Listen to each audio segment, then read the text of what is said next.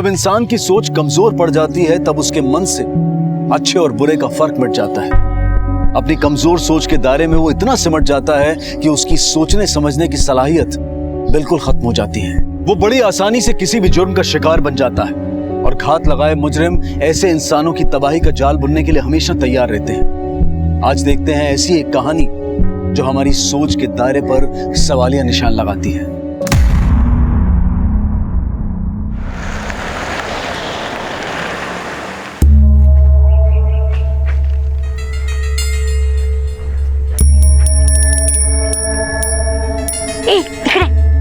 कधीपासून वाट बघते तुझी? कितनी देर लगा दी? बहुत दूर से आता ताई। चल दे। पूरे 6 है ना? हो ताई, पूरे 6। ये पकड़। और हाँ, किसी को बोलना मत। हो ताई।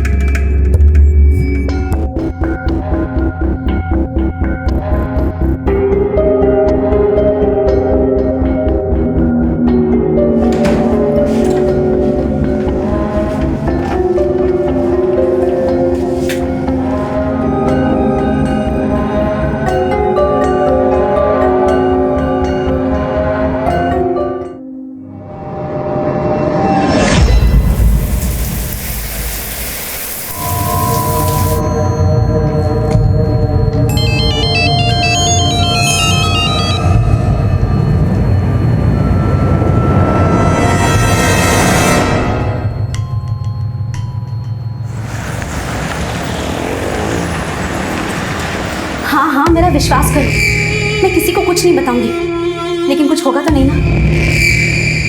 ठीक है।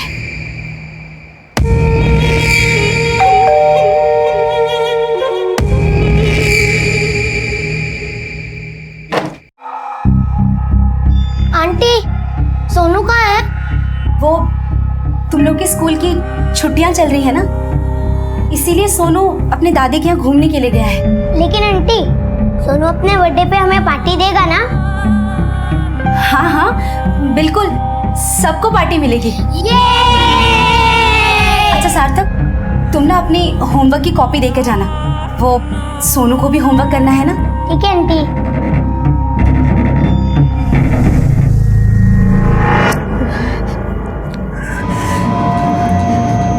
कुछ नहीं होगा आपको, मैं आपको वापस लाती रहूंगी। मैं आपको कुछ होने ही नहीं दूंगी। हम वापस एक बार पहले की तरह अच्छे से रहेंगे।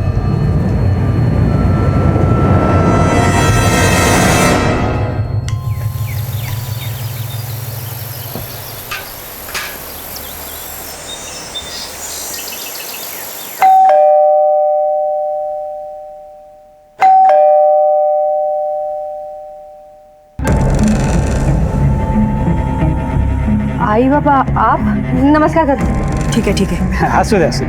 या बसा ना, मैं पानी लाती हूँ आपके लिए। पानी वानी छोड़, फोन क्यों नहीं उठा रही थी हमारा? अरे आप बैठे थे सही। पहले बता, हरीश कहाँ है? टूर से लौटा के नहीं अब तक? तेरी बात हुई उससे कुछ? नहीं, मेरी तो कोई बात नहीं हुई उनसे। क्या? उससे कोई बात नहीं हुई? वो 2-3 दिन पहले आने वाला था ना, और अभी तक नहीं आया। इतने दिनों से उसका फोन भी बंद आ रहा है। हाँ, मैंने भी कई बार फोन किया लेकिन उनका फोन नहीं लग रहा, और ना ही उन्होंने मुझे फोन किया। मैंने उनके ऑफिस में फोन किया था। हाँ, तो उन्होंने बताया कि उनकी टूर कुछ दिनों के लिए एक्सटेंड हो गई है। देखा, एक फोन करता तो क्या बिगड़ जाता उसका। ये आजकल के बच्चे भी ना, इसको तो कभी हमारी परवाह थी नहीं, अभी हमारे बेटे को भी हमारी परवाह नहीं है। एक काम कर, उसके ऑफिस में ना फिर से फोन लगा और उनको बोलना किसी भी तरीके से हमारी बात करवाओ हरीश से। मुझे मेरे बेटे से आज बात करनी है, बस कर, फोन कर। सोनू, सोनू, अरे कहाँ गया? कुठे आहेस तू सोनू? अरे सोनू कहाँ है? सोनू बाहर निकल, देख, परेशान मत कर। सोनू, अले ले ले ले ले। आ आ आ आजा आजा आजा आजा आजा आजा आजा, ले ले।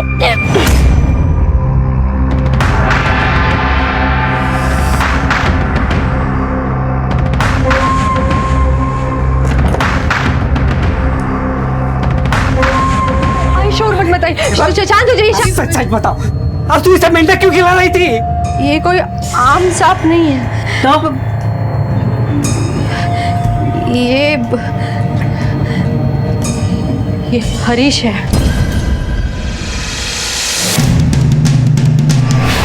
क्या ये सांप हमारा बेटा हरीश? हाँ। सीमा पास झाली तुझे नाटक, आणि आता खरं खरं सांग, काय हरीश क्या किया तूने उसका?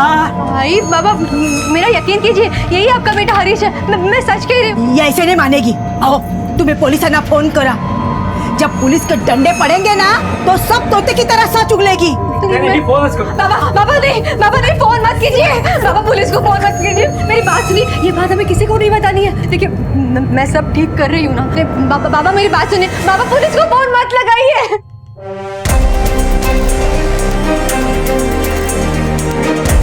ऊपर से बोल रही है ये सांप हमारा बेटा हरीश है। हाँ तो मैं झूठ नहीं बोल रही, ये सच में हरीश है। आप मेरा यकीन क्यों नहीं कर रही? देखा साहब कैसी पागलों जैसी बातें करती है। मैं ना ये डब्बा बाहर फेंक देती हूँ। बातें नहीं, क्या हरीश है ये? असली जहरीला सांप है वो, खिलौना नहीं है। बाहर चलिए, सर बाहर बात करेंगे, बाहर चलिए।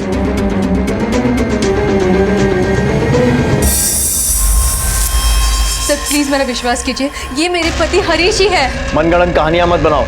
21वीं सदी में हो तुम, इतना भी नहीं जानती कि जानवर जानवर होता है और इंसान इंसान। आपको यकीन नहीं हो रहा ना? ठीक है, मैं बताती हूँ आपको कि हुआ क्या था। 10 दिन पहले की बात है। मैं बहुत डर गई थी। मेरे तो समझ में ही नहीं आ रहा था कि मैं क्या करूँ। फिर पता चला कि वो सांप नहीं, मेरे हरीश है। सांप मेरी तरफ पलटा और मुझसे कहने लगा कि मैं हरीश हूँ। वो मेरे पति हरीश है सर। देख झूठी कहानियां बनाना बंद कर और बता मेरा बेटा कहाँ है? आई मेरी बात देखो तुम्हारे पास अभी भी मौका है, सच सच बता दो कि हरीश को क्या हुआ, नहीं तो हमें तुम्हें थाने ले जाना पड़ेगा और वहां पर दूसरे तरीके भी हैं पूछताछ के। सर आप चाहे जिस तरह पूछताछ कर लीजिए, मेरा जवाब यही होगा कि ये सांप ही मेरे पति हरीश है सर। एक सांप आदमी कैसे हो सकता है सीमा? ये तुम्हारी कहानी है ना, झूठी है। ये कहानी नहीं है सर, ये कहानी नहीं है। मैं तुमसे समर हाथ जोड़ते हैं, मुझे और हरीश को अकेले छोड़ दीजिए। अकेले? और अभी एक सांप के साथ? देखो सीमा, अभी ये सांप वहीं जाएगा जहाँ पर उसकी जगह है, और वैसे भी सांप को पकड़कर घर में रखना एक कानूनन जुर्म है। तुम्हारे ऊपर केस हो सकता है। फिलहाल आप लोग हरीश की मिसिंग कंप्लेंट दर्ज कीजिए, हम लोग जांच शुरू करते हैं और हमें हरीश से जुड़ी हर बात जाननी है। सर आप हमारे बेटे को प्लीज ढूंढ लीजिए। हम लोग पूरी कोशिश करेंगे। कदम कातर सर्पोद्यान में फोन करो और सर्प मित्र को बुलाओ और इस सांप को उसकी सही जगह पहुंचाओ। मैं हरीश को कहीं नहीं ले जा रही हूँ। मैं हरीश को कहीं नहीं ले जा रही हूँ। रुकिए आप। मैं हरीश को कहीं नहीं ले जा रही हूँ। रुकिए आप। मेरे पति हरीश है वो। आप मेरा यकीन क्यों नहीं करते? हरीश है। दूसरी तरफ पिंपरी में सीमा एक सांप को अपना पति मानती थी। आखिर ये माजरा क्या था? महाराष्ट्र के पिंपरी इलाके और मंजरी इलाके के ये दो अलग अलग केसेस क्या किसी न किसी तरह से आपस में जुड़े हुए थे? ये दोनों औरतें ऐसा क्यों कर रही थी? अजीब सा दिखने वाला ये केस आगे चलकर ऐसे कई राज खोलने वाला था जिसे सुनकर आपके होश उड़ जाएंगे। सीमा!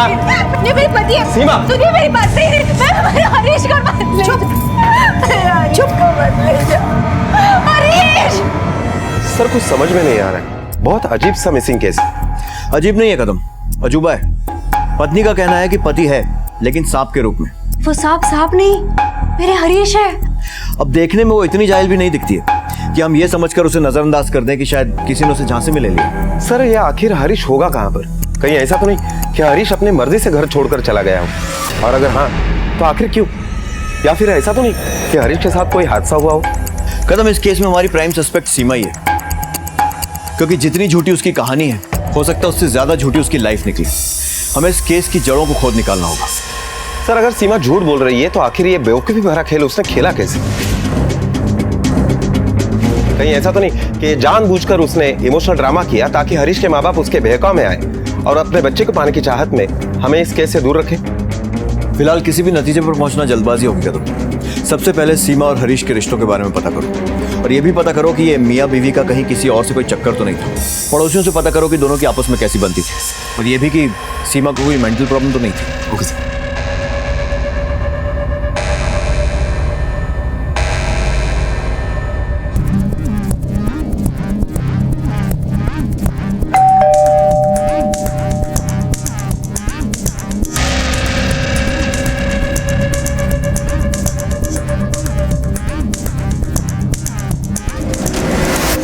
हरीश और सीमा अपने ही धुन में रहते थे, ना किसी से बातचीत ना कोई लेना देना। सर ये जो घर है सीमा के नाम पे है। मैंने सुना कि हरीश काम के सिलसिले में बाहर ही है। सर कुछ दिन पहले मैंने कुछ देखा है सर।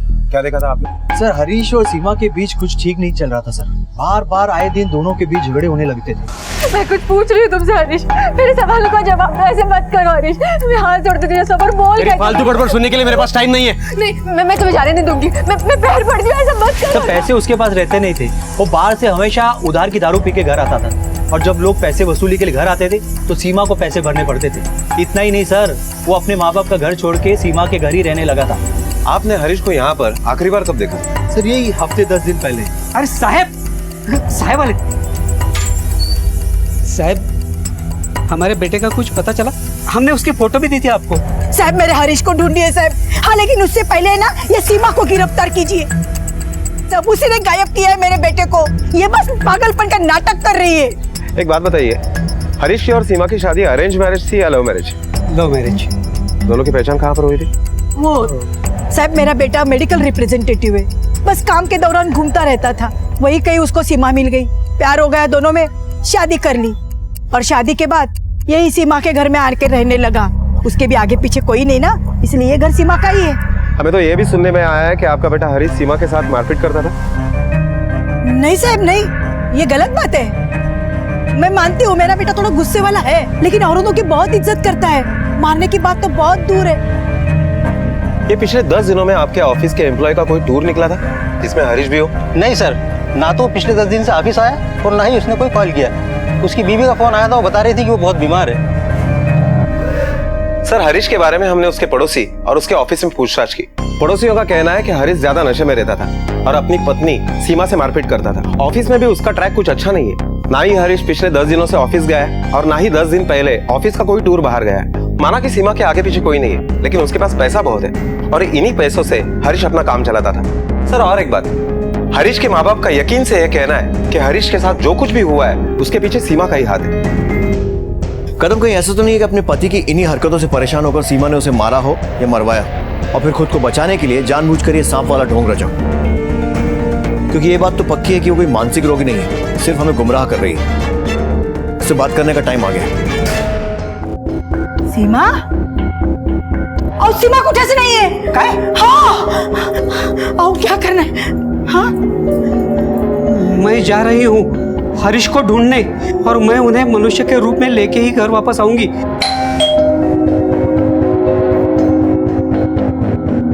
सीमा कुठे? बुलाइए उसे। सीमा घरात नहीं है।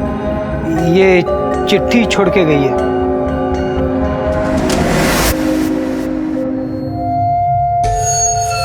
जी क्या बात है योगिता, क्या चल रहा है ये सब? आए दिन तुम्हारे बारे में कंप्लेंट्स आ रही हैं। तुम्हारी हरकतों की वजह से सोसाइटी के लोग डरने लगे हैं। और सुना है यहाँ कोई लड़का भी आता है? हाँ। तो तुम डरो मत, मैं तुम्हारी मदद करने ही आया हुआ हूँ। एक सेकंड रुक। देखो, मैं इस बिल्डिंग का सेक्रेटरी हूँ। तुम्हें किसी से कोई डरने की जरूरत नहीं। अरे सब मेरी बात मानते हैं, बस एक बार तुम भी मेरी बात मान लो ना। मुझे तुम्हारी बात मानने की कोई जरूरत नहीं है, चल निकलो यहाँ से। देख, मैंने सुना है कि तूने इस घर में चूहा पाल रखा है। बता, कहाँ छुपा के रखा है उसे? और छुपा के रखा हो? वो चूहा नहीं, मेरा बेटा है। मेरे को यही कहीं छुपाया होगा। मैंने किसी को कुछ नहीं छुपाया। आज तो मैं उसको बाहर फेंक कर ही रहूंगा। बता कहाँ? आप कहाँ? कहाँ है वो चूहा? सर पहले ये हरीश गायब होता है और उसके बाद उसकी बीबी सीमा। कुछ भी समझ में नहीं आ रहा है कि आखिर ये माजरा क्या है।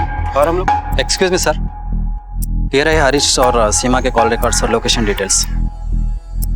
सर आज से ठीक 10 दिन पहले हरीश का फोन स्विच ऑफ हो गया था, लेकिन चौंकाने वाली बात यह है कि जब हरीश का फोन स्विच ऑफ हुआ था उसी वक्त सीमा का भी फोन स्विच ऑफ हुआ था। लास्ट लोकेशन हरीश का उसका घर ही था सर, और इन 10 दिनों में सीमा का फोन भी 2-3 बार बंद हुआ था। सर समझ में नहीं आ रहा है कि सीमा आखिर ऐसा कर क्यों रही थी। कहीं ऐसा तो नहीं कि वो अपना फोन जानबूझकर स्विच ऑफ कर रही थी ताकि उसके लोकेशन के बारे में पता ना चले, या फिर हरीश से पीछा छुड़ाने के बाद वो किसी दूसरे को जाकर मिलती थी और उस वक्त वो फोन बंद रखती थी। सर कॉल रिकॉर्ड्स में और एक नंबर सामने आए हैं, ये रहे उसके रिकॉर्ड्स। मैंने इसके भी डिटेल्स मंगवाए हैं सर। ये नंबर किसी काजल पवार के नाम पे रजिस्टर है सर। एड्रेस पिंपरी का है और हरीश का काफ़ी आना जाना होता है उस एरिया में। कदम उस एड्रेस पर चलते हैं। ओके सर, चलो।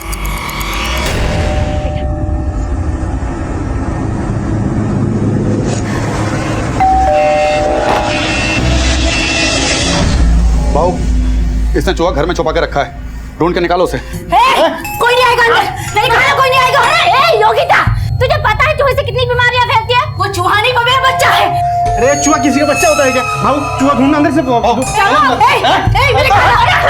चलो भाई ढूंढो। चल बाहर। ये पागल हो गई, ये पागल हो गई ये। तू पागल खाने फोन लगा। कोई आगे नहीं बढ़ना, समझे ना? भाई चूहा ढूंढो।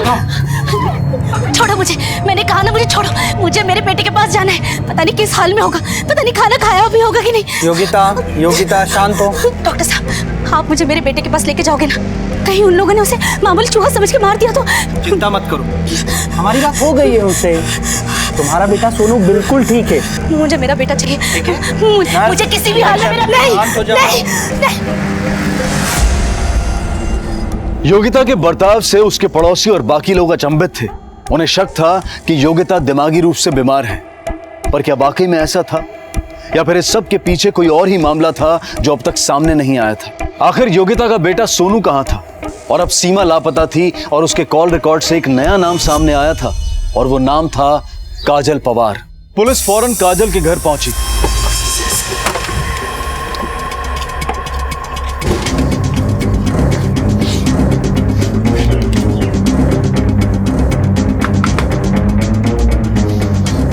लगता घर में कोई है नहीं। आस पड़ोस में पूछताछ करो, शायद कुछ पता चले। अरे सुनो, क्या? जी साहब, क्या हुआ? इस घर में काजल नाम की लड़की रहती है ना? हाँ साहब। क्या तुम्हें पता है कि ये घर कब से बंद है? साहब ये तो पता नहीं है, क्योंकि 2 दिन से हमने काजल और उसके पति को यहाँ पे देखा ही नहीं है। पति? हाँ। क्या नाम है उसके पति का? वो तो पता नहीं साहब, मैंने कभी पूछा नहीं, लेकिन आते जाते देखा है काजल को और उसके पति को। दरवाजा तोड़ो।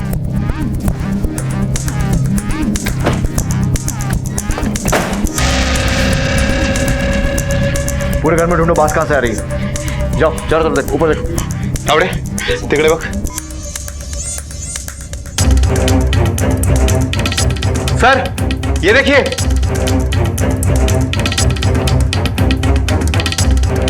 उस पड़ोस वाले को बुला के लेके आओ जरा। जी सर।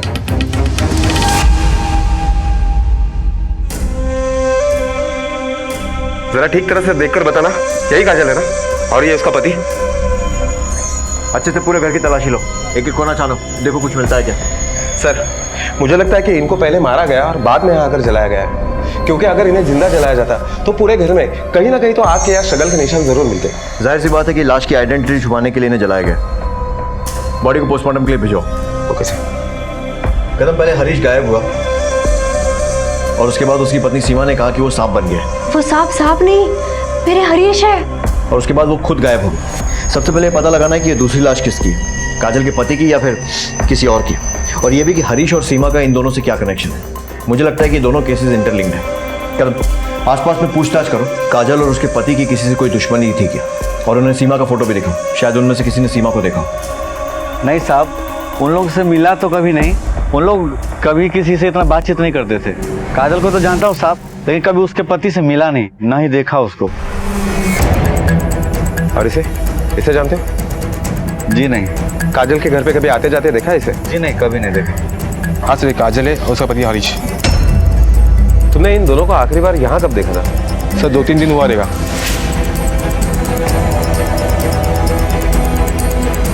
कदम इसका मतलब ये है कि काजल के घर पर जो दूसरी लाश मिली वो शायद हरीश की हो सकती है। कदम काजल के पड़ोसियों का कहना है कि हरीश ही काजल का पति था। इसका मतलब ये है कि हरीश 2 जिंदगियां जी रहा था और सीमा को भी चीट कर रहा था।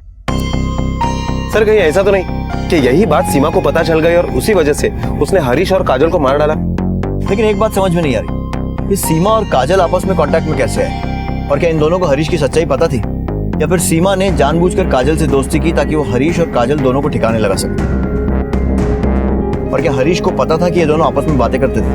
इन सारे सवालों के जवाब सिर्फ सीमा दे सकती है, और वो गायब है। सीमा घरात नहीं है, वो कहीं चली गई है। सीमा का फोटो हर जगह सर्कुलेट करवाओ और खबरियों के नेटवर्क को भी एक्टिवेट करो। हमें हर हाल में ये सीमा चाहिए। Okay sir.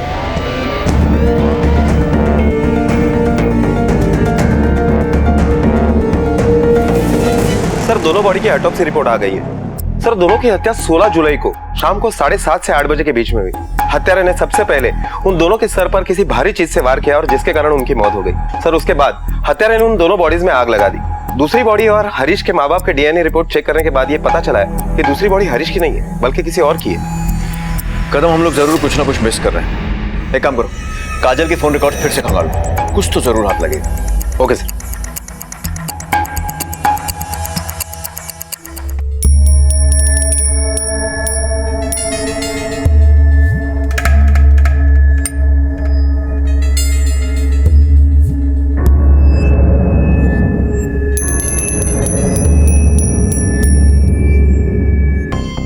सर हाँ कदम, काजल की कॉल रिकॉर्ड तो हमने अच्छी तरह से चेक किए लेकिन उसमें कुछ खास नहीं मिला।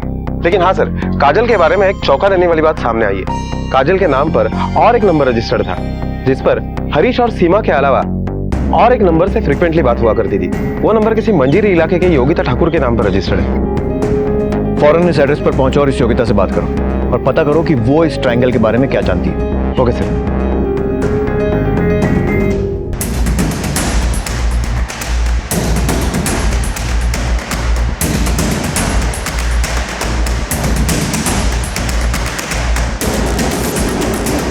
दरवाजा तो लॉक है।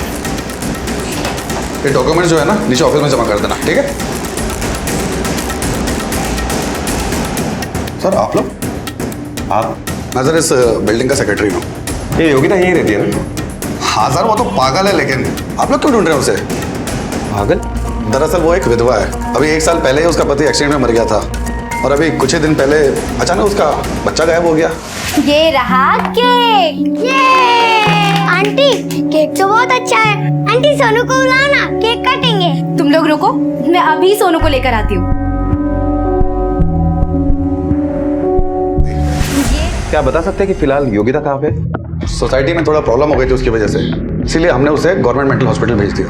Thank you.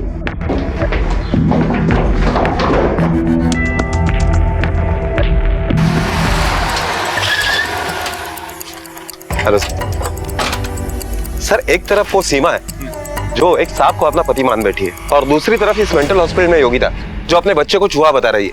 सर समझ में ही नहीं आ रहा है कि आखिर ये मामला क्या है। कदम, ये केस मेरे गले उतर नहीं रहा है। कुछ अजीब ही चल रहा है इस केस में। जितना सुलझाने की कोशिश कर रहे हैं उतना उलझता जा रहा है। देखते हैं योगिता से बात करके क्या मिलता है।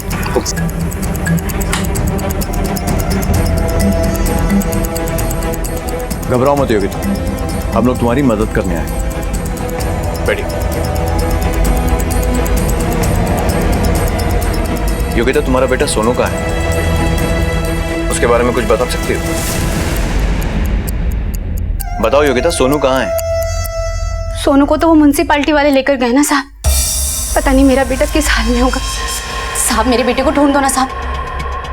हम तुम्हारे बेटे को तुम्हारे पास लाने में पूरी मदद करेंगे, पर पहले ये बताओ कि तुम्हारा बेटा सोनू क्या हुआ उसके साथ?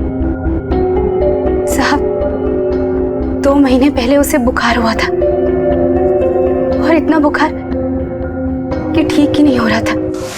मेरे सारे पैसे भी खर्च हो गए थे उसके पीछे।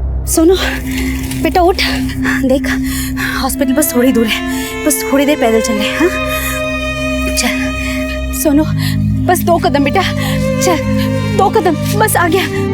ये तूने बहुत गलत किया योगिता। अगर एक ताबीज से तेरे इस चूजे की जान बचा सकता हूँ ना, उसी ताबीज से इसको कहाँ गायब करूंगा ना, किसी को कुछ पता नहीं चलेगा। अब तो खुद झक मार के गिड़गिड़ाते हुए इस बिस्तर पे लाएगी मुझे। अरे जा, निकल यहाँ से। मुझे लगा कि वो धमकी दे रहा है, लेकिन एक दिन सोनू सच में घर वापस ही नहीं आया।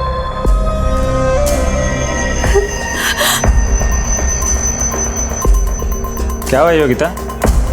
मैंने सुना कि सोनू गायब है।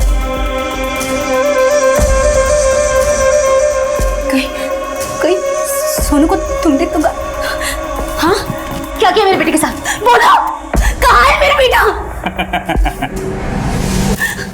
कहा था ना मैंने, ये सब मेरे बाएं हाथ का खेल है। अरे गायब तो मैं तुझे भी बिना ताबीज के कर लेता, पर क्या है कि जो मजा रजामंदी में है वो जबरदस्ती में नहीं।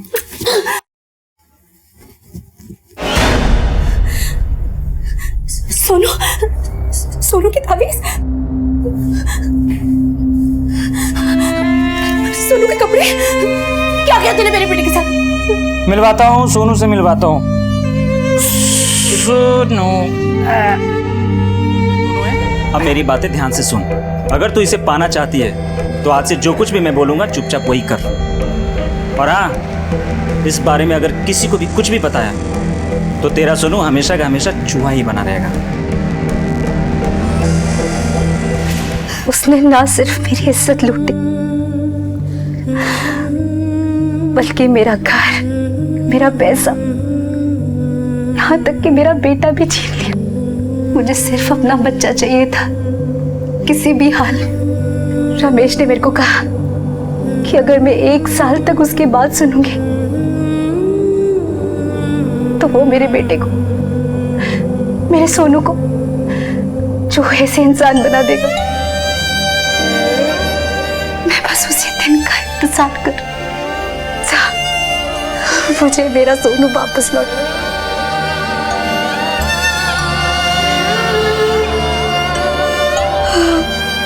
योगिता, तुम इस काजल के कांटेक्ट में कैसे हैं? ये कौन है साहब?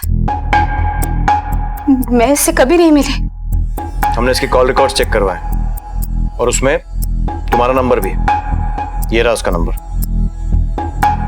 ये नंबर तो रमेश का है। और इन दोनों कहानियों की जोड़ने वाली कड़ी का नाम था काजल पवार, जिसकी पहले ही किसी ने हत्या कर दी थी। लेकिन पुलिस को यह समझ में नहीं आ रहा था कि काजल के साथ माँ बाप के डीएनए से बॉडी का डीएनए मैच नहीं हुआ था, जिससे ये साफ हो गया था हरीश अब भी कहीं फरार था या छिपकर कोई खेल खेल रहा था। तो ये माजरा है, ये रमेश और काजल एक दूसरे से मिले हुए थे और इसी वजह से रमेश काजल का मोबाइल नंबर यूज कर रहा था। कदम कहीं ऐसा तो नहीं कि काजल के घर में मिली वो दूसरी लाश रमेश की? हो सकता है कि रमेश सीमा को भी योगिता की तरह अपने जाल में फंसाने की कोशिश कर रहा हो, लेकिन इस सबसे काजल का क्या कनेक्शन? ये भी पॉसिबिलिटी है कि सीमा हरीश को वापस पाना चाहती थी और इसीलिए उसने काजल को मरवा दिया। सर, इन सारे सवालों के जवाब सिर्फ 3 लोग दे सकते हैं, हरीश, रमेश और सीमा। लेकिन इस वक्त ये तीनों हमारे पहुंच से बाहर है। कदम, हमें इन तीनों को बहुत जल्दी ढूंढना होगा, क्योंकि इन तीनों के मिले बिना इस केस का सॉल्व होना बहुत मुश्किल है। पुलिस ने अपनी तहकीकात को काफी प्लानिंग के साथ आगे बढ़ाया। एक एक से पूछताछ की गई, एक एक को टटोला गया।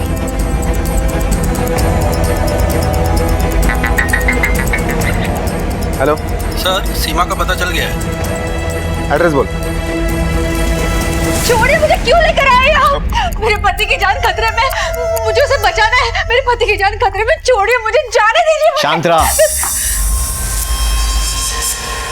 और अब ये बताओ कि ये सब चल क्या रहा है? तुम एक सांप को अपना पति बता रही थी और उधर वो योगिता एक चूहे को अपना बेटा बता रही है। योगिता, मैं कुछ नहीं जानती सर, मैं आपको कुछ नहीं बता सकती। मेरे पति की जान खतरे में, पता नहीं उन लोगों ने।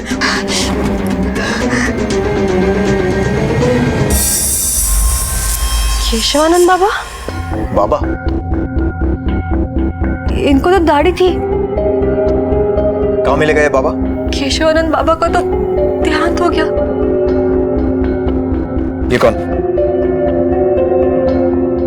देखो, अगर तुम हमारे साथ कोऑपरेट नहीं करोगी तो हरीश तुम्हें वापस नहीं मिलेगा, और अगर चाहती हो कि हरीश दोबारा वापस मिले तो सब कुछ सच सच बताओ।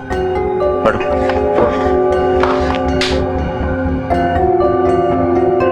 बोलो। अरे बोला ना मैंने, फिर से बोलूं? अच्छा ठीक है, लव यू।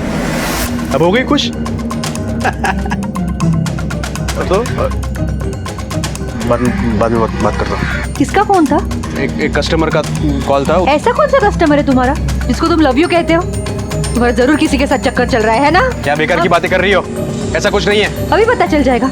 लाओ फोन दो। फोन में क्या करो? अरे हरीश, हरीश, मैं जानती थी कि हरीश मुझसे कुछ छुपा रहा है, इसीलिए मैंने उस पर नजर रखना शुरू कर दिया।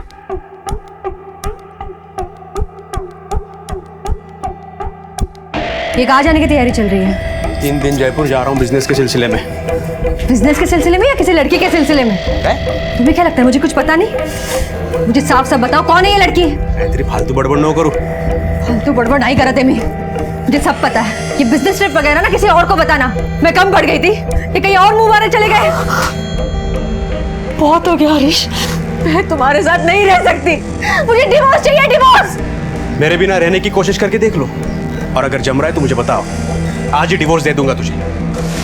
मैंने हरीश को वापस पाने के लिए सब कुछ किया, हर मंदिर में चढ़ावा चढ़ाया, हर जगह मन्नतें मांगी, पर कोई असर नहीं हुआ। फिर एक दिन हेलो, नमस्ते। मेरा नाम काजल है। काजल ने मुझे बताया कि उसकी एक पड़ोसी थी जिसका पति एक औरत के चक्कर में फंस गया था।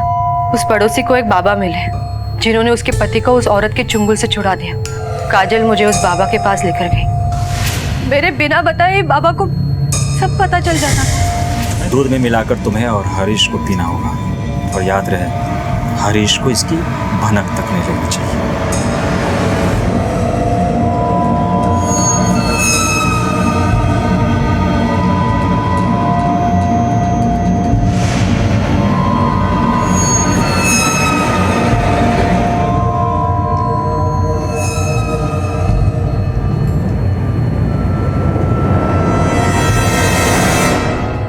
हरीश, हरीश,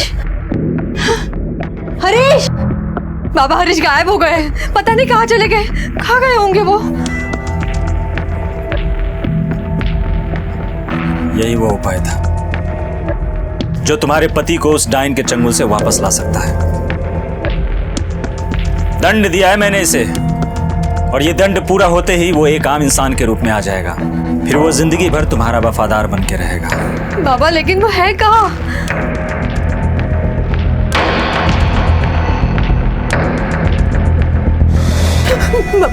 बाबा ये सांप? नहीं, सांप नहीं, हरीश।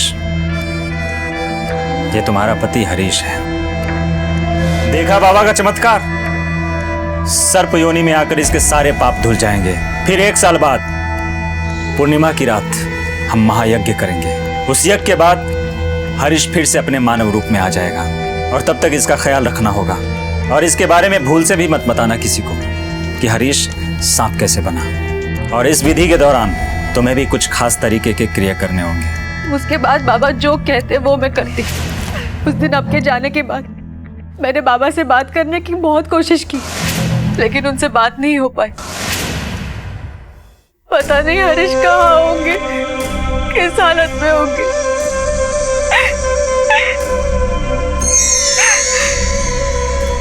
कदम, सीमा को हरीश के अफेयर के बारे में पता चलने के बाद ही रमेश और काजल ने प्लान बनाया होगा, और इसीलिए काजल खुद आगे होकर मंदिर में सीमा से मिली थी। लेकिन अगर रमेश और काजल यही धंधा करते थे और इसी तरह लोगों को चूना लगाते थे, तो फिर ये रमेश गया कहाँ? लेकिन सर, सीमा के हिसाब से रमेश उर्फ केशवानंद बाबा वो तो मर चुका है। लेकिन कदम, ये भी हो सकता है कि इस फर्जी बाबा की तरह उसकी मौत भी फर्जी हो।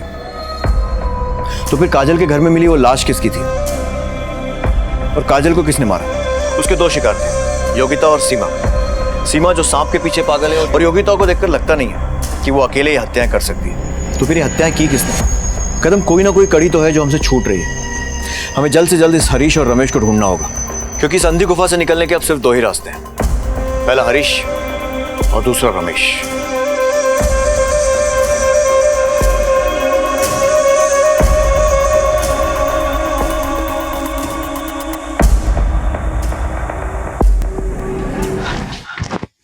इतनी खातेदारी काफी है, और कुछ पेश करूं तेरे लिए? चल बोल बोल।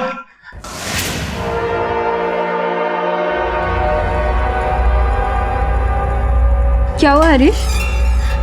सीमा को शक आ गया है मुझ पे। मुझे मालूम है, उसने हम दोनों की बातें सुन ली थी। हाथों के पीछे पड़ गई मेरे। समझ में नहीं आ रहा है क्या करूं। तुम्हें पता है, दुनिया भर की प्रॉपर्टी है उसके पास, उसके नाम पे। इतनी प्रॉपर्टी कमाते कमाते मेरे 3-4 जन्म निकल जाएंगे। फिर मेरे पास एक सॉलिड प्लान है। फिर काजल ने मुझे रमेश से मिलवाया, और हमने एक प्लान बनाया नकली बाबा का। मैंने वो दूध पिया ही नहीं, फेंक दिया पलंग के पीछे। उस पाउडर वाले दूध को पीकर सीमा बेहोश हो गई।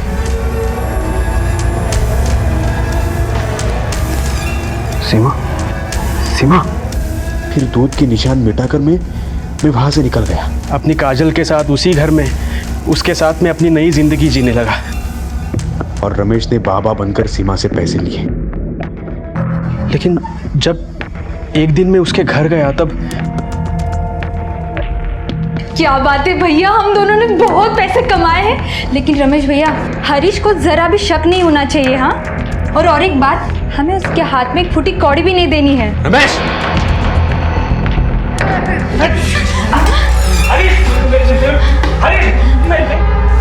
उस दिन मैं होश में नहीं था सर।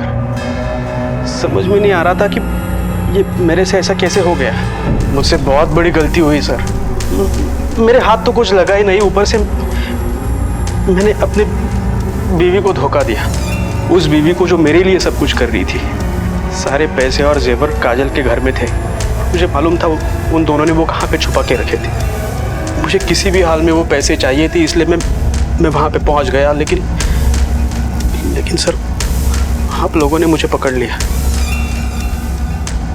सीमा हरीश को अपना पति मानती थी और उससे बहुत प्यार करती थी। लेकिन हरीश ने इस रिश्ते की बुनियाद ही लालच की ईंट पर रखी थी, और लालच की बुनियाद पर रखा गया हर रिश्ता एक ना एक दिन जरूर गिरता है। रमेश ने योगिता के साथ पहले झूठी हमदर्दी दिखाई, उसकी मदद की, लेकिन कई बार जिंदगी में शैतान हमसे फरिश्तों की शक्ल में आकर टकरा जाते हैं। योगिता आज तक इस सच को स्वीकार नहीं कर पाई है कि उसका बेटा उसके साथ नहीं है। योगिता के बेटे का राज रमेश के साथ दफन हो गया है, लेकिन फिर भी पुलिस उसकी तहकीकात कर रही है। बड़ी पुरानी कहावत है कि हम जैसा बोते हैं वैसा ही काटते हैं, और इसका सीधा उदाहरण हमने देखा है कि हम अपनी मेहनत पर विश्वास करें, किसी के बारे में बुरा ना सोचें और किसी भी तरह के लालच को अपने दिल में पनाह ना दें, क्योंकि किसी के दिल में पनपा लालच अक्सर कई लोगों की जिंदगियां उजाड़ देता है। नमस्कार, आदाब। क्राइम पेट्रोल डायल 100 में आप सबका स्वागत है। हर रिश्ते की अपनी एक गरिमा होती है, और उसका पालन करना तलवार की धार पर चलने जैसा होता है। जहां कभी हल्की सी भी चूक हुई, वहीं रिश्ते लहूलुहान हो जाते हैं, और जब रिश्तों पर नुकसान और फायदे का गणित हावी होने लगता है, तब समझ लेना चाहिए कि तबाही दस्तक देने ही वाली है। आज का एक केस परकाल तेलंगाना का एक ऐसा चौंका देने वाला केस है जो आपके मन में एक सवाल छोड़ जाएगा कि लोग अपनी अच्छी खासी जिंदगी को अपने ही हाथों कैसे तबाह कर लेते हैं।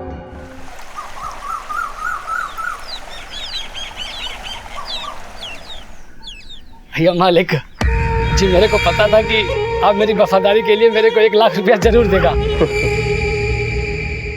ये तेरा गलत फहमी है। ज्यादा खुश मत हो। ये पूरा पैसा मैं तेरे को देने के लिए नहीं निकाला। तेरे को जितना बोला ना उतना ही पैसा दूंगा। बाकी का 50,000 रुपया खेत में जो दूसरे मजदूर काम कर रहे हैं उनके लिए है? ये 50,000 रुपया भी तेरे को तब मिलेगा जब तू खेत का काम पूरा कर दे। शाम तक खेत में बहुत काम है।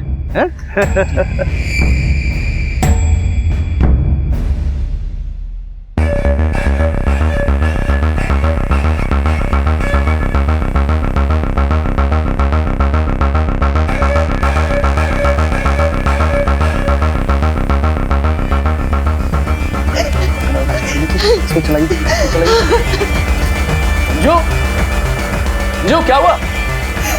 मंजू, मंजू, मंजू,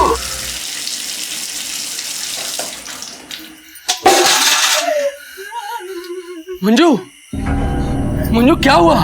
मंजू कहाँ गई थी? मंजू क्या हुआ? मंजू बोलो।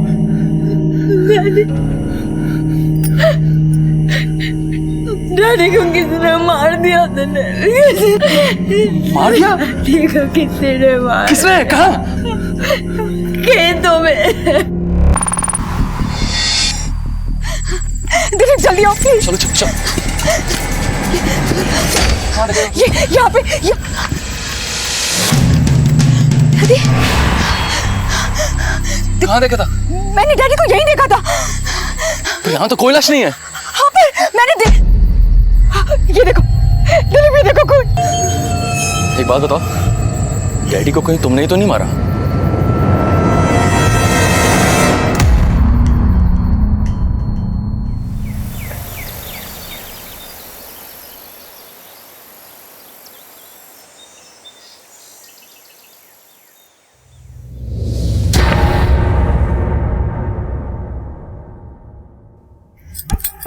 सोनू सोनू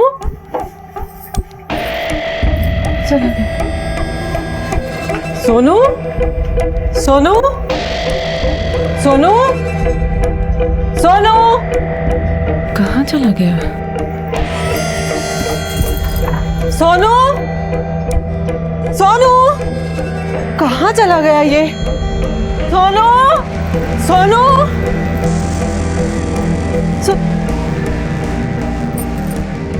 सुनिए, आपने मेरे सोनू को देखा? इतना सा है। कहाँ? एक मिनट, आपने सोनू को देखा भाई? सोनू जाने का दादी के साथ जाने का सोनू जाने का ना। अरे रुको सोनू सोनू सोनू कहाँ चला गया था तू? कब से ढूंढ रही हूँ तुझे। ऐसे नहीं जाते बिना बताए। हाँ, मम्मी कितना परेशान हो गई थी। चलो चलो घर चलते हैं। हाँ, कहाँ ले जा रहे बच्चे को? ये बच्चा मेरा है। ये सोनू है मेरा। ये सोनू नहीं है, गोपाल है, गोपाल। पागल कहीं का। छोड़। अरे नहीं सोनू नहीं। सोनू तो नहीं है ये। सोनू कहाँ गया? सोनू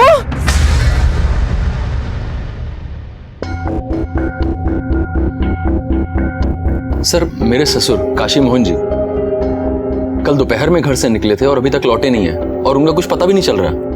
कल दोपहर से अभी तक 15 घंटे होते और कोई भी मिसिंग कंप्लेंट 24 घंटे के बाद ही दर्ज होती। सर, ये आप क्या बात कर रहे हैं? मेरे डैडी कल दोपहर से गायब है और आप 24 घंटे का इंतजार करेंगे? आपको पता है वो बहुत बड़े आदमी हैं, बहुत रसूखवाले हैं वो। जी सर, और इसी वजह से उनके बहुत सारे दुश्मन भी हैं। अगर इसी 24 घंटे में उनको कुछ हो जाता है तो इसका जिम्मेदार कौन होगा? देखिए, हमारे लिए अमीर और गरीब ऐसा कुछ नहीं होता, सारे नागरिक एक जैसे ही होते हैं। एफआईआर तो 24 घंटे के बाद ही दर्ज होगी। आप उन्हें ढूंढने का काम हम अभी से शुरू करते हैं। उनकी फोटो है आपके पास? जी। अपने पिता काशी मोहन की लाश देखने का दावा करने वाली मंजू ने उनकी गुमशुदगी की रिपोर्ट पुलिस में क्यों लिखवाई थी? क्या वाकई मंजू ने अपने पिता की हत्या की थी? काशी मोहन काफी पैसे वाले व्यक्ति थे और अक्सर लालच जुर्म की पहली दस्तक होती है। तो क्या किसी ने पैसों के लालच में आकर काशी मोहन की हत्या कर दी थी? अगर मंजू ने काशी की लाश खेत में देखी थी तो फिर आखिर लाश गई कहाँ? मैंने डैडी को यही देखा था। ये देखो, दिलीप, ये देखो खून। क्या यह भी मुमकिन था कि काशी की मौत हुई ही ना हो? दूसरी तरफ शारदा नाम की एक औरत पागलों की तरह अपने बेटे सोनू को ढूंढ रही थी। सोनू सोनू आखिर कहाँ था उसका बेटा?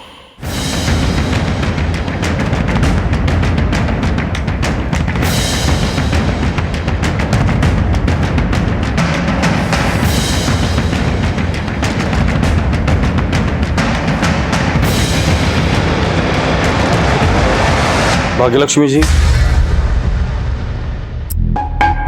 मंजू के डैडी कल दोपहर करीब 1 बजे हमारे नौकर हीरा के साथ घर से बैंक जाने के लिए निकले थे। हीरा को अपनी बहन की शादी के लिए 1 लाख रुपए चाहिए थे। वो उसे रुपए दिलाने के लिए बैंक गए थे। या बैंक गलन थे?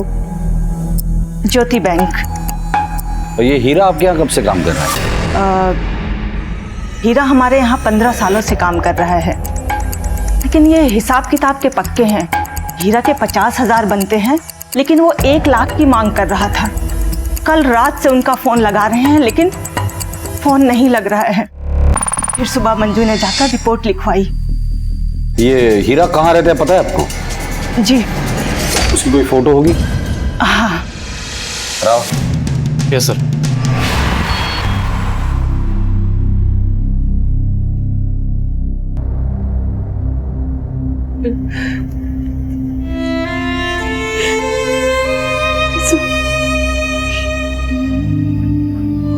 मेरा बच्चा।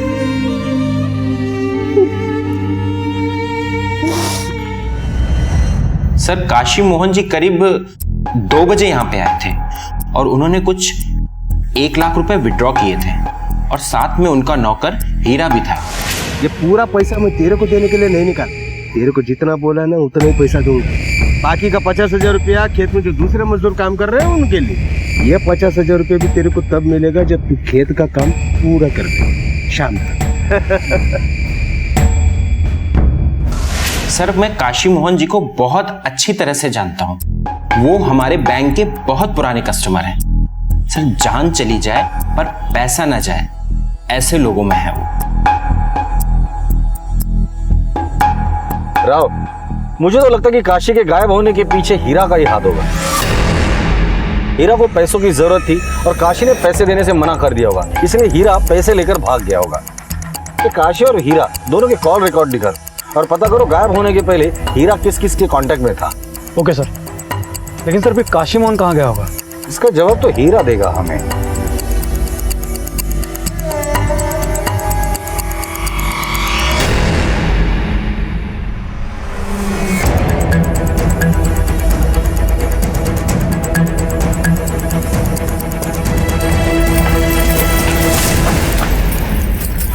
ये सामान पैक करके कहाँ जाने की तैयारी हो रही है? कहीं नहीं। तुम्हारे पति हीरा को बुलाओ, जाओ। सर वो तो काशी जी के यहाँ से लौटे ही नहीं है। हम तो इसकी शादी की तैयारी के लिए अपने मायके जा रहे हैं। कल से तुम्हारा पति घर नहीं लौटा है और तुमने जानने की कोशिश भी नहीं की वो है कहाँ? वो तो अक्सर वहाँ रुक जाते हैं, हम सब उन्हीं का इंतजार कर रहे थे। हाँ, लेकिन कल रात से उनका फोन बंद आ रहा है। ये कौन है? ये मेरी ननद है, इसी की शादी की तैयारी के लिए हम अपने मायके जा रहे हैं।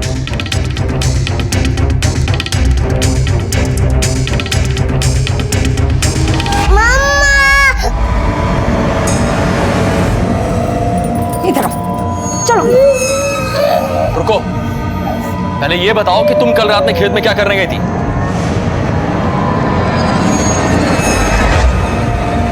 जब तुम रात भर गायब थे तब मैं पूछती थी तुमसे कहाँ जा रहे हो।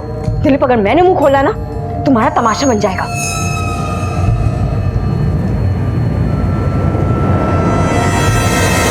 सच सच बता दो, वरना सच उगलवाने के और भी तरीके आते हैं हमें।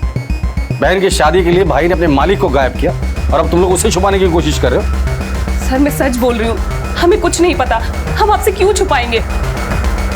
सर मेरा भाई ऐसा नहीं कर सकता, वो बहुत ईमानदार है। उसका मालिक उसे चाहे जितना पीटे, जितनी गालियां दे, लेकिन वो कभी उफ तक नहीं करता। तुम्हारा भाई ईमानदार होगा, लेकिन पैसा अच्छो अच्छो का ईमान डगमगा देता है। 1 लाख रुपए की जरूरत थी, लेकिन काशी ने 50,000 देने का फैसला किया था।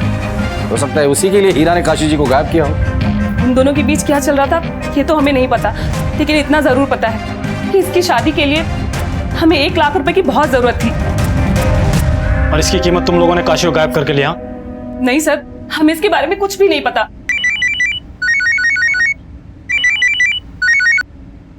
हेलो सर, पासे के जंगल में एक लाश मिली है।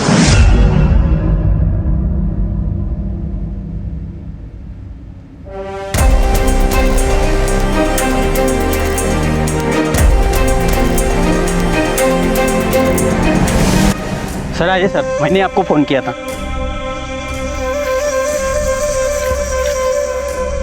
ये देखिए, ये देखिए सर। आसपास देखो, कुछ मिलता है क्या? Yes sir.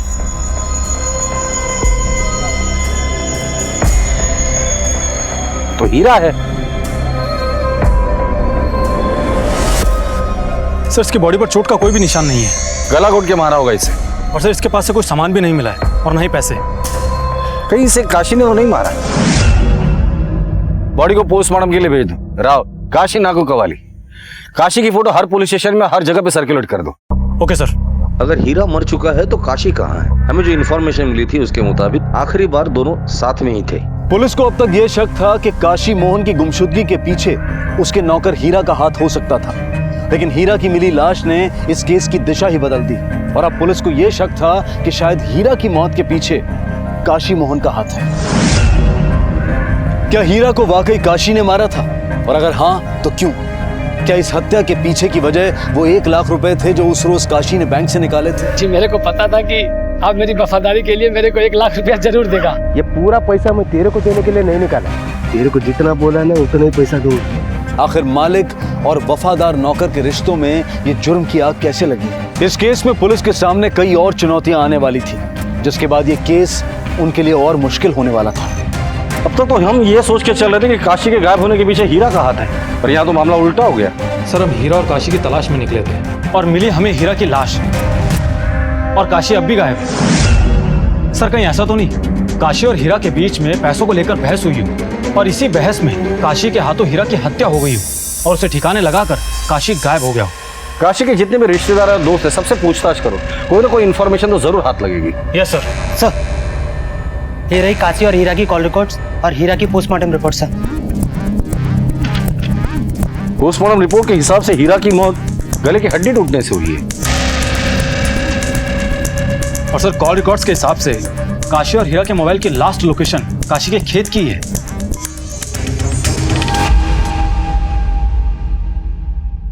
Thank you.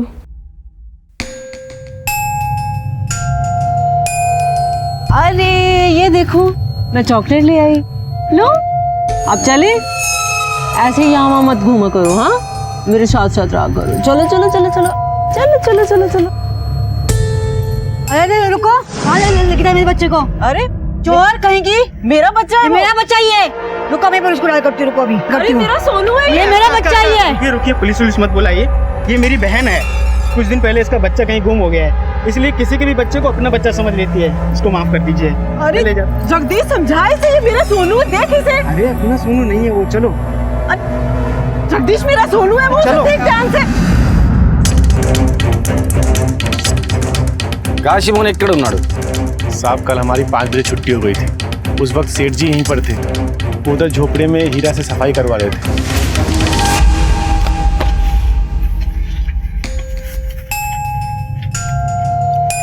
कर रहा आज का काम तुम लोग का खत्म हो गया है? अब कल आना और पगार कल देगा तुम लोग का सबका। जाओ। कल मालिक, काम करते करते शाम होने वाला है। आपसे पैसे देने के लिए बोला था, आपने कहा था दूंगा। अब मेरे को घर जल्दी जाना है, आप पैसा देके छुट्टी करो ना। पहले काम पूरा खत्म करने का है। खत्म किया? क्या पड़ा है उधर पे है? उसके बाद वो पैसा देने के बारे में सोचेगा। वेलो वेलो वेलो। साहब हमारे मालिक बहुत कंजूस है और ना ही कभी टाइम पे मजदूरी देते हैं वो। साहब सेठ जी ने हमें घर जाने के लिए बोला तो हम घर चले गए साहब। उसके बाद क्या हुआ हमें नहीं मालूम साहब। वेलो राव, इस केस को अभी तक हम लोग एक ही एंगल से टटोल रहे थे। मुझे लगता है हमें दूसरा एंगल भी देखना चाहिए। ये काशी अमीर था लेकिन कंजूस भी उतना ही था। हो सकता है इस कंजूसी की वजह से उसके दुश्मन भी काफी हो। पता करो इन काशी की किन किन लोगों से बनती नहीं थी। Okay sir.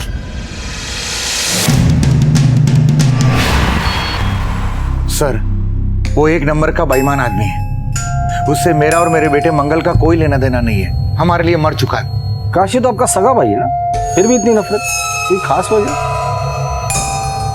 सर वो एक नंबर का कंजूस और लालची आदमी है। काशी ने धोखे से जमीन अपने नाम करा ली थी। मैं अपना हक पाना चाहता था। अपना हक पाने के लिए मैंने झगड़ा किया, मारपीट भी की, यहाँ तक कि 15 साल तक उससे केस भी लड़ता रहा। पर आखिर में हमारी जमीन नहीं मिली, उसने हड़प ली। उस दिन से हमारे लिए मर गया वो। काशी को हीरा से कोई परेशानी थी? हीरा तो उसका नौकर था साहब, उससे क्या परेशानी होगी। पर हाँ, काशी को अपनी बेटी मंजू से जरूर परेशानी थी। मंजू उसकी बेटी? कैसी परेशानी? उसका कारण भी वो खुद ही था। उसके लाड़ प्यार की वजह से मंजू गुस्सेल और जिद्दी हो गई थी। यहाँ तक कि उसने वो निठल्ले लड़के दिलीप से शादी भी कर ली, लव मैरिज। बाद में पता चला कि घर चलाने के लिए वो काशी से पैसा लेती है। ये सब आपको कैसे पता? अरे साहब छोटा सा तो गांव है, सबको पता है। 2-4 दिन पहले की बात है बेटा। एक तो ये निकम्मे के साथ में शादी करके तुमने हमारा नाक कटवा दिया, ऊपर से तुम्हारे घर का खर्चा भी मैं उठा रहा हूं। तो मेरे को आंख भी दिखा रहा है। इसको बोलो खुद कमाओ और घर का खर्चा उठाओ। मेरे घर में पैसे का पेड़ नहीं लगा है, जितना देने का था दे दिया इसको। सवाल के बात करो ना, डीजी बता दे रहा हूं। मेरे को बोलेगा क्या करेगा? डैडी ये सब आपके खेत खलियान, ये सारा पैसा ये किसके लिए? मेरे लिए ना। आपके जाने के बाद तो ये सब मेरा ही है, तो फिर अभी आपको पैसे देने में क्या तकलीफ है? देखा इसको, देखा इसको। ये पैसा मैं मेरी मेहनत से कमाया और बचाया, तुम लोग को देने के लिए नहीं। और पैसा चाहिए ना तो मेरी मौत का इंतजार करो, लेकिन जब तक मैं जिंदा हूं एक फूटी कौड़ी नहीं मिलेगी। ये करने चाहिए लो। ठीक है, मैं भी जानती हूँ कि आपसे पैसे कैसे निकलवाने हैं। चलो हेलो सर, वो लड़की मंजू बहुत ही खराब है।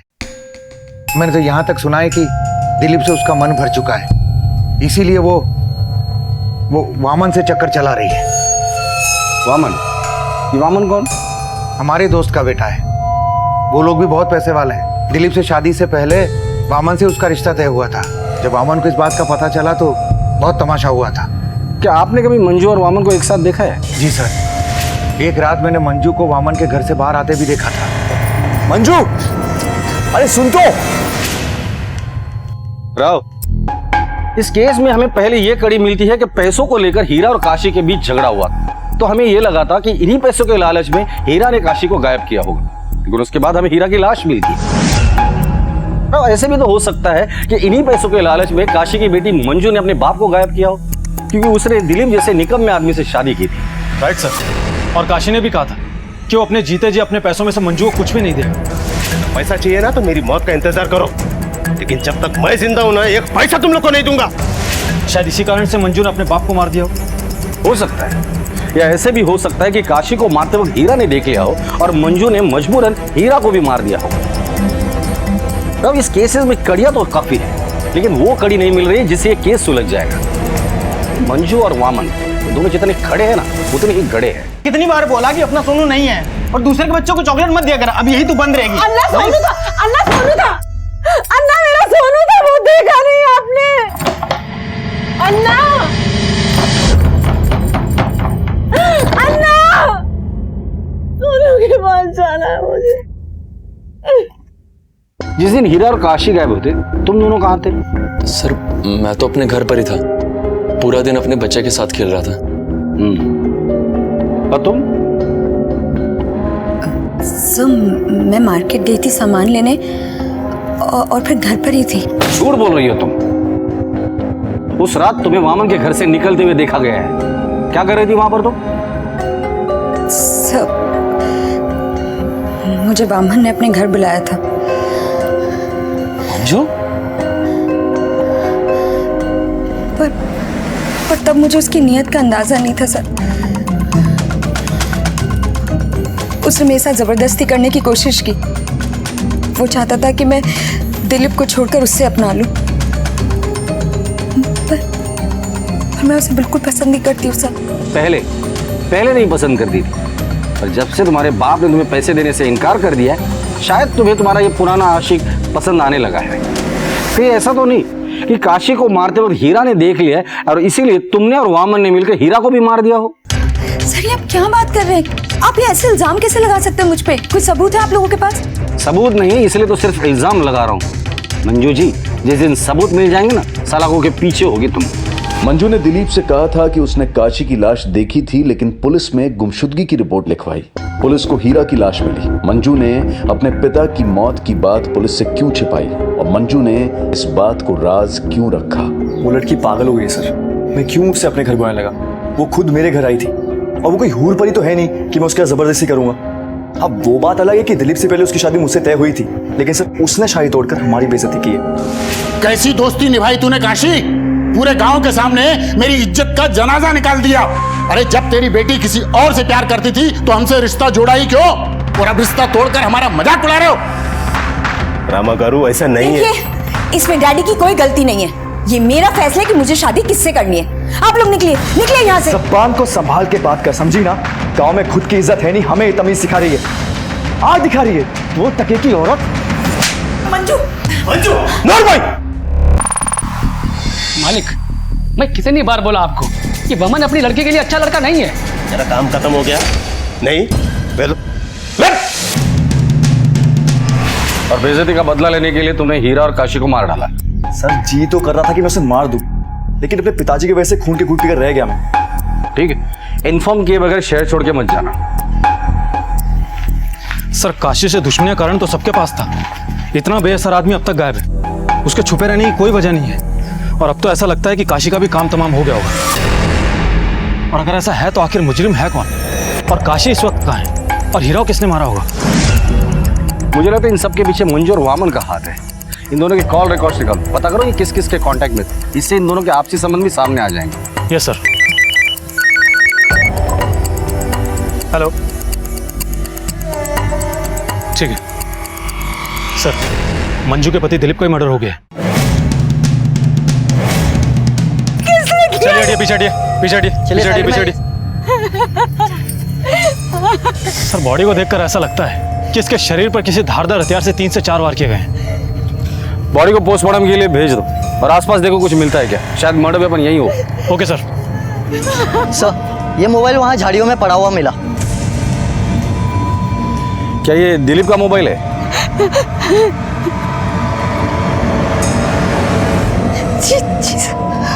ये सर। मंजू दीदी सोनू घर पे नहीं है, सोनू को कोई उठा के लेके चला गया। क्या? हाँ छोड़ो मुझे। सोनू सोनू सोनू सर मेरा बच्चा सोनू वो कहीं मिल नहीं रहा सर। आपने घर में देखा ठीक से? सब जगह देख लिया, कहीं नहीं मिल रहा है सोनू। आसपास देखो। ये सर। एक बार घर की तलाशी लेने दो, जाओ देखो। आप जब घर से निकली थे तो बच्चा कहाँ था?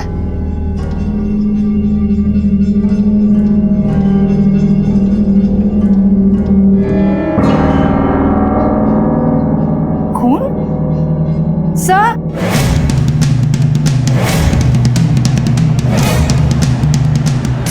ये साड़ी मिली है, पूरी खून सी भरी हुई।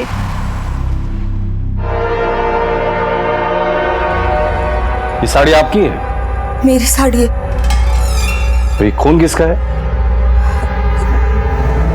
मेरा खून है सर। वो 4-5 दिन पहले पाँव में चोट लग गई थी तो बहुत खून बहा था। साड़ी फॉरेंसिक में भेज दो और इनका ब्लड सैंपल ले लो। Okay sir.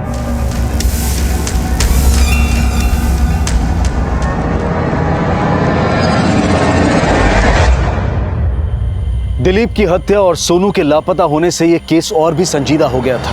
पुलिस को पहले इस सवाल का जवाब नहीं मिल पा रहा था कि हीरा की मौत और काशी की गुमशुदगी का राज क्या था, और अब दिलीप की हत्या ने इस केस में ऐसे कई और सवाल खड़े कर दिए थे जिनके जवाब ढूंढ पाना पुलिस के लिए आसान नहीं था। क्या हीरा और दिलीप का कातिल कोई एक ही था? तो क्या वो कातिल काशी ही था जो फरार था, या फिर इन हत्याओं के पीछे मंजू और वामन का हाथ था? पुलिस को अब भी इन सारे सवालों के जवाब ढूंढने थे, और तभी अचानक कुछ ऐसा हुआ जिसके बाद उनके हाथ एक अहम लीड लगी। दिलीप उस तरह जंगल में क्यों गया था? दिलीप और मेरा झगड़ा हुआ था। झगड़ा? किस बात पर? पुलिस स्टेशन में मैंने वामन के बारे में बताया था तो दिलीप के मन में शक भर गया था, और उसी के चलते हम दोनों के बीच में बहुत बुरा झगड़ा हुआ और दिलीप गुस्से में घर से बाहर निकल गए। देर रात तक जब दिलीप घर नहीं लौटे तो मैंने उन्हें फोन किया, उनका फोन बंद आया। सुबह जब मैं उन्हें ढूंढने के लिए निकली तो पता चला कि खेत में उनकी लाश पड़ी है। आप प्लीज मेरे बेटे सोनू को ढूंढिए। मुझे लगता है इन हत्याओं के पीछे हो ना हो मंजू और वामन का ही हाथ है, क्योंकि मंजू का अपने बाप के साथ पैसों को लेकर झगड़ा हो जाता है, और फिर मंजू का वामन के घर पे पाया जाना, इस बात को लेकर दिलीप के साथ उसका झगड़ा हो जाता है, और उसी रात दिलीप का भी मर्डर होता है और सोनू भी गायब हो जाता है। इस मंजू और वामन ने धीरे धीरे अपने रास्ते के सारे कांटे साफ कर दिए। इस वामन से दोबारा बात करनी होगी। ये चोटें कैसे आई? सर ये सब उस दिलीप का किया हुआ है। दिलीप? उसने क्यों किया ये सब? सर जिस रात को उसका खून हुआ था मेरे घर पे आया था सर वो। तुझे मैं छोड़ूंगा नहीं। मैं तुझे नहीं छोड़ूंगा। तू कैसे नहीं छोड़ेगा? आज के बाद अगर मेरे बेटे के आसपास भी आए ना तो तेरे सर धड़ से अलग कर दूंगा, समझा क्या? चल निकल यहाँ से। चल चल चल निकल। चुप रहे। निकल, तोड़ दूंगा तेरे को आज। देख लूंगा मैं साले। यहाँ से। इसलिए तुमने उसे मार डाला? साहब हमने कुछ नहीं किया, आप अपना समय बर्बाद कर रहे हैं। आप जाइए और असली कातिल को ढूंढिए। हमारे समय की चिंता आप मत कीजिए, और असली कातिल कौन है हम जल्दी पकड़ लेंगे।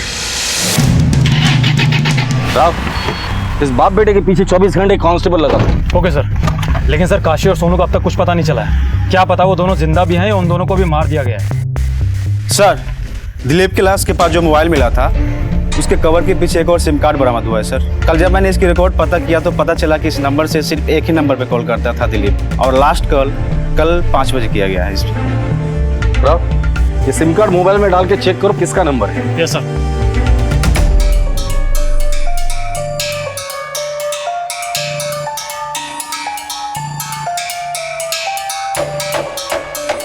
बताओ नंबर। ये वाली।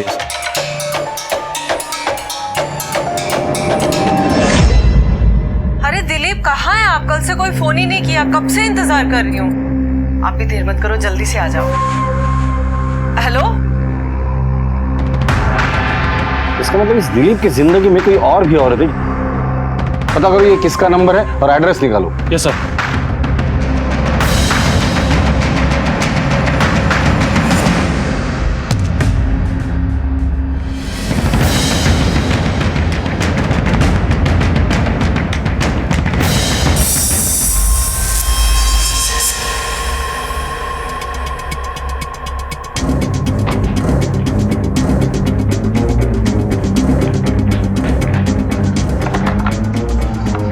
सर यहाँ तो ताला लगा है, लगता है शारदा भाग गई।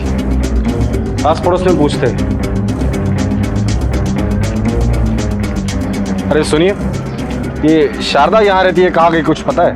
सर मेरे को नहीं मालूम, लेकिन कुछ समय पहले एक औरत आई थी जो शारदा के बारे में पूछ रही थी। अन्ना शारदा को देखा क्या? नहीं, मेरे को तो नहीं पता, कुछ बोल कर नहीं गई। इसका मतलब मंजू जानती थी कि उसका बेटा सोनू यहाँ है। तोड़ दो दरवाजा।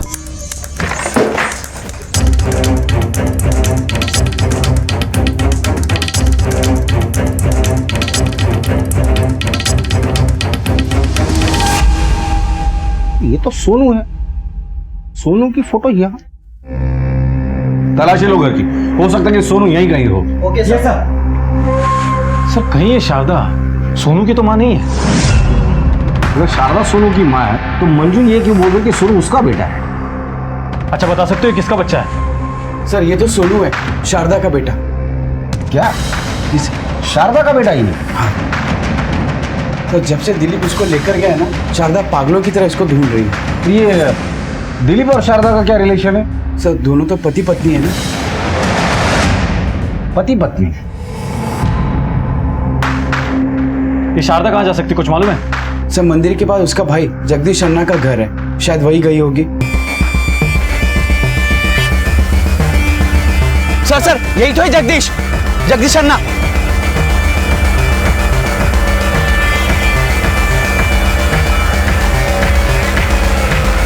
अरे साहब छोड़ दो मुझे, छोड़ दो साहब। शारदा तेरी बहन है ना? हाँ। आए हो? घर पे है साहब। चल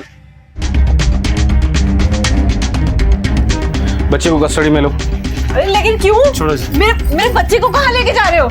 शारदा, दिलीप और मंजू के त्रिकोण ने पुलिस की थ्योरी को उलझा कर रख दिया था। सोनू शारदा का बेटा था या मंजू का? दिलीप की दोहरी जिंदगी और उसकी हत्या के राज का पता लगाने के लिए पुलिस ने शारदा और उसके भाई जगदीश पर शिकंजा कसा। सोनू को मंजू के घर से क्यों उठाया और दिलीप को क्यों मारा तुम लोगों ने? दिलीप को मैं क्यों मारूंगा साहब? मुझसे मेरी बहन का दर्द देखा नहीं जा रहा था। सोनू, ये बच्चा मेरा है। अन्ना सोनू था, अन्ना मेरा सोनू था, वो देखा नहीं आपने। इसलिए मैंने बच्चों को उठाया। सोनू और शारदा का रिलेशन क्या है?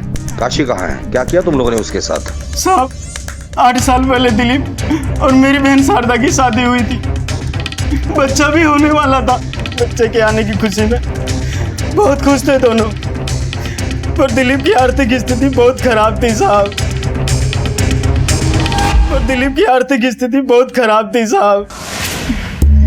चल शारदा, चला नहीं जा रहा। अच्छा धीमे धीमे। अरे जीजा जी कहाँ जा रहे हैं? अरे जगदीश, वो तेरी गाड़ी की चाबी मिलेगी क्या? हाँ मिलेगी ना। आप ही की गाड़ी से पूछना क्या है, मगर संभाल के जाइए। पता नहीं और कितना इंतजार कराएगा हमारा बच्चा।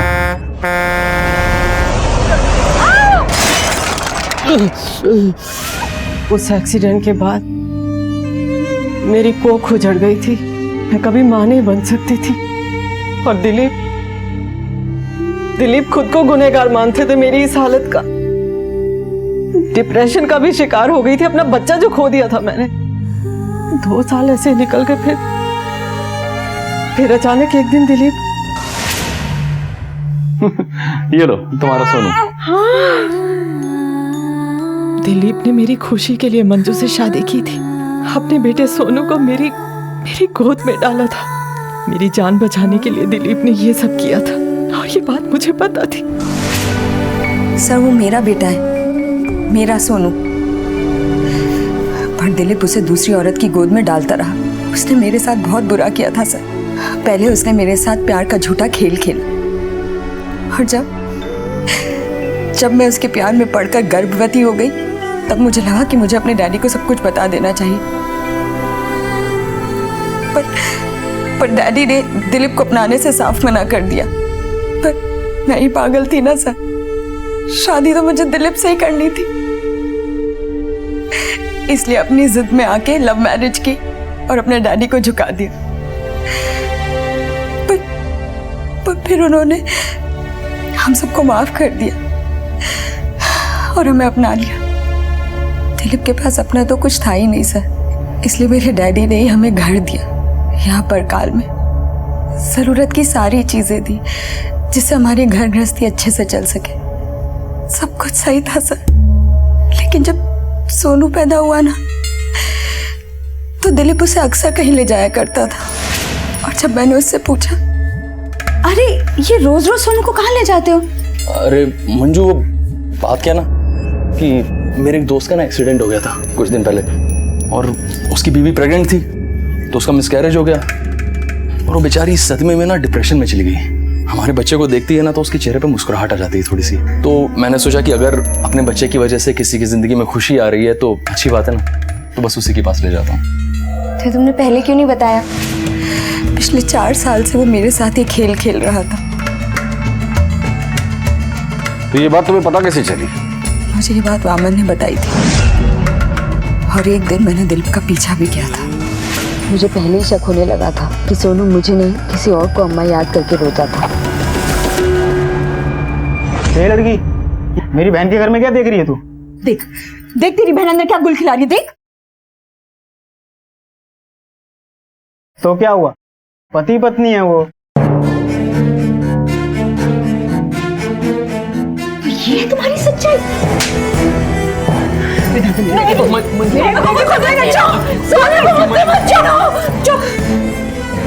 बच्चे को दूसरी औरत की गोद में डाल के बोलते रहे कि तुम्हारी दोस्त की बीवी है। चुप, बिल्कुल चुप। तुमने बहुत बुरा गेम खेला है मेरे साथ दिलीप। शादीशुदा होते हुए भी तुमने मुझसे शादी की। सब मैं घर आकर बहुत रोई। कई बार मन में आया कि डैडी और अम्मा को सब कुछ जाके सच सच बता दूं, पर किस मुंह से बताती, जिसकी वजह से मैंने उन दोनों को छोड़ दिया। वही मुझे इतने सालों से धोखा दे रहा था।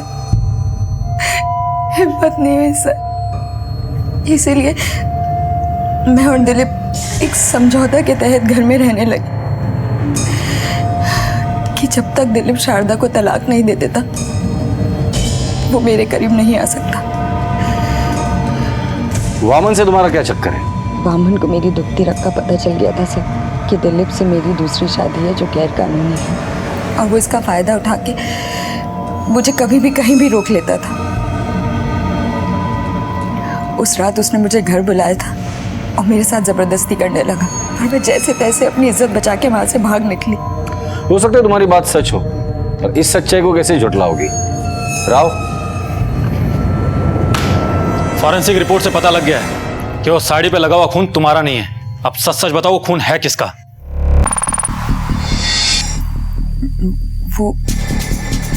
वो मेरे डैडी का खून था। उस रात को खुद को वामन से बचाकर मैं खेतों के रास्ते घर जा रही थी कि तभी मेरा पैर किसी से टकराया और मैं गिर गई। सर, जब मैंने ये बात दिलीप को बताई तो वो डैडी को देखने के लिए मेरे साथ खेत गया, पर वहाँ डैडी की लाश थी ही नहीं। जब तुम्हें पता था कि तुम्हारे डैडी का मर्डर हुआ है तो ये बात तुमने हमें क्यों नहीं बताई? भाई तुमने तो तुम्हारे डैडी को नहीं मारा और चुप रही अब तक। सब मैं बहुत डर गई थी, और फिर दिलीप ने भी कहा कि जिसने डैडी को मारा है कहीं वो हमारे परिवार को भी ना मार दे। तो अब ये डर चला गया? सर, जब दिलीप ही नहीं रहा, डैडी नहीं रहे, कुछ भी नहीं रह सकता, फिर डर किस बात का? ये केस तो उलझता ही जा रहा है। पहले हमें हीरा पर शक था, वो मारा गया। जिसने भी ये किया है वो इस परिवार का करीबी होगा। लेकिन सर, हमारे पास इस बात का कोई प्रूफ ही नहीं है। साहब, एक खबर है। ठीक है सर, काशी गाड़ी का पता लग गया है। वेल, चेक चाहिए? Yes sir.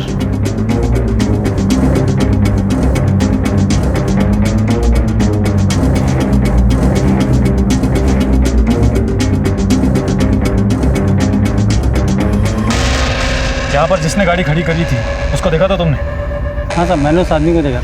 स्केच बनवा सकते हो? हाँ साहब, कोशिश कर सकता हूँ। सर, स्केच रेडी है।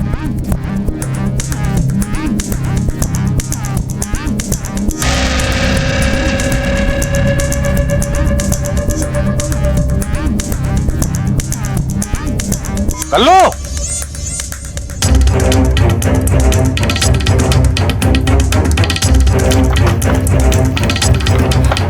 राव इकडे कल्लू। Yes sir.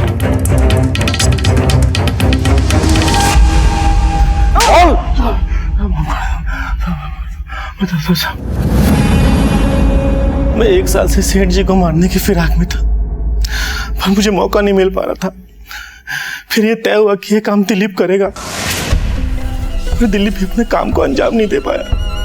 हाँ हेलो कल्लू, यार ये मेरे बस की बात नहीं है। मैं उन्हें मारने गया था लेकिन हिम्मत नहीं जुटा पाया। इतना अच्छा मौका तूने अपने हाथ से गंवा दिया। कुछ नहीं कर पाएगा तू जिंदगी में, कुछ नहीं। जा घर जाकर सो जा। अब ये काम मुझे ही करना होगा। मालिक, सारा काम खत्म कर दिया, मैं घर जाऊं? ये ले पूरा 1 लाख रुपए। अब खुश हो गया? आप बहुत अच्छा आदमी। हाँ, ले लो।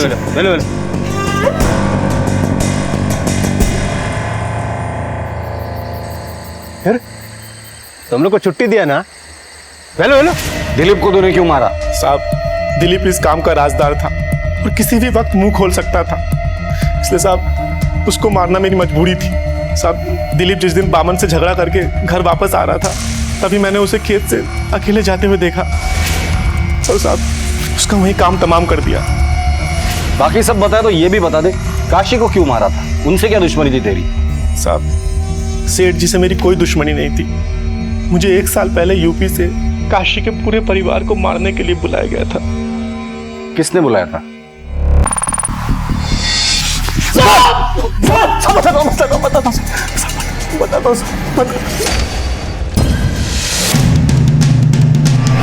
मेरे बाप ने सारी जमीन मेरे भाई काशी के नाम कर दी। क्यों? उन्होंने ऐसा क्यों किया था? उसका कारण भी मैं ही था। जुए और शराब ने मुझे बर्बाद कर दिया था। यहाँ तक कि मेरे बाप का काफी पैसा मैंने बर्बाद किया। इस कारण मेरे बाप ने मुझे जमीन जायदाद से बेदखल कर दिया और सारी जमीन मेरे भाई काशी के नाम कर दी। काशी तो क्या, उसके पूरे परिवार को खत्म कर देना चाहता था। क्यों? जो जमीन मेरी और मेरे बेटे मंगल की नहीं हो सकती, वो किसी की नहीं हो सकती। हमारे बाप ने बिल्कुल सही डिसीजन लिया था। जमीन के लालच में तुमने 3 लोगों की जानें ली। कानून में लिखी हर सजा तुम्हारे लिए कम है। मुरली और कल्लू को अदालत ने आजीवन कारावास की सजा सुनाई है। क्राइम पेट्रोल के माध्यम से हमने ये संदेश कई बार दिया है कि लालच हमारे जीवन का वो बीज है जिसे बोते वक्त हर कोई मीठे फल की उम्मीद तो करता है, लेकिन बदले में उसे एक ऐसा पेड़ मिलता है जिससे जिंदगी में कांटों के सिवाय और कुछ हासिल नहीं होता है। इसी विचार के साथ अब मैं अनूप सोनी आपसे विदा लेता हूं। फिर मुलाकात होगी अगले एपिसोड में एक और चौंका देने वाले केस के साथ। तब तक अपना और अपने परिवार का ख्याल रखें और देखते रहें क्राइम पेट्रोल डायल 100। सबक एक को, सीख हम सबको। जय हिंद। क्राइम पेट्रोल के और भी दिलचस्प कहानी देखने के लिए हमारे चैनल को सब्सक्राइब करें और बेल आइकॉन दबाना न भूलें।